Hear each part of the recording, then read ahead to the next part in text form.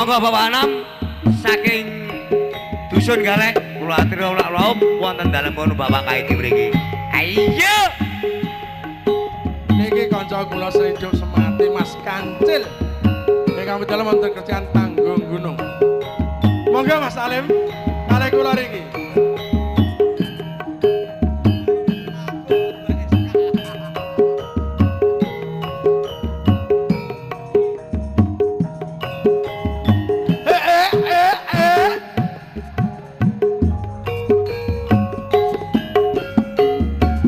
Sapa sing ora kedanan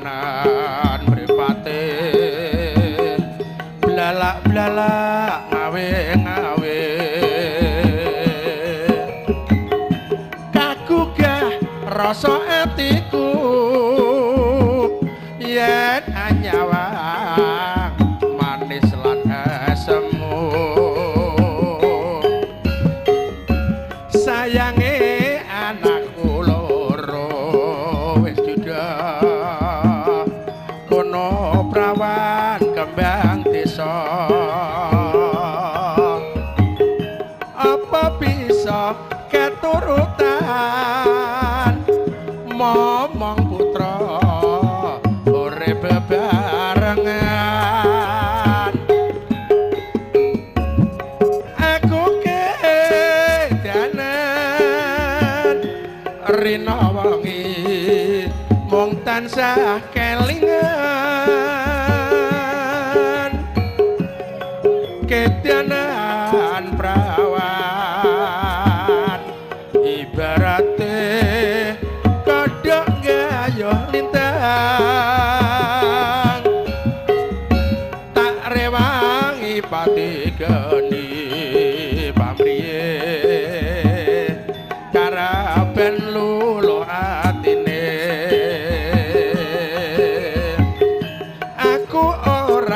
bakal lali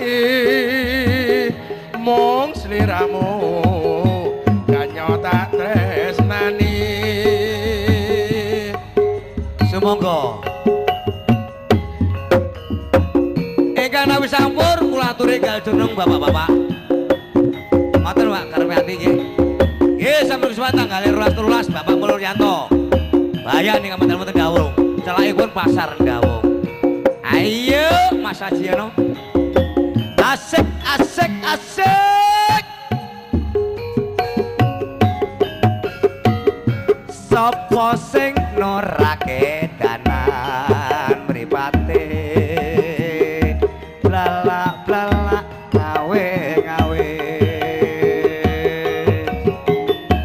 anggugah ati lanangku yen anyawang luase lakumu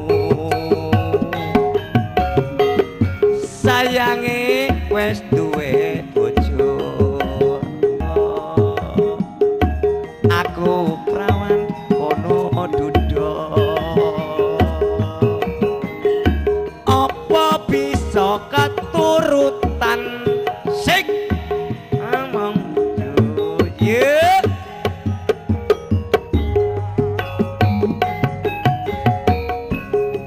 Aku kedanan rina wengi mung tansah kelingan kedanan perawan ibarate kodhok gayuh lintang tak rewangi pati geni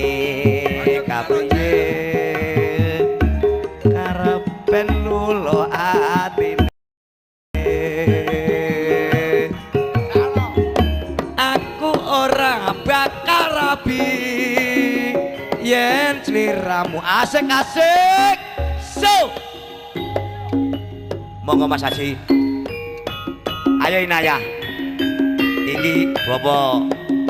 Saji saking Sidoarjo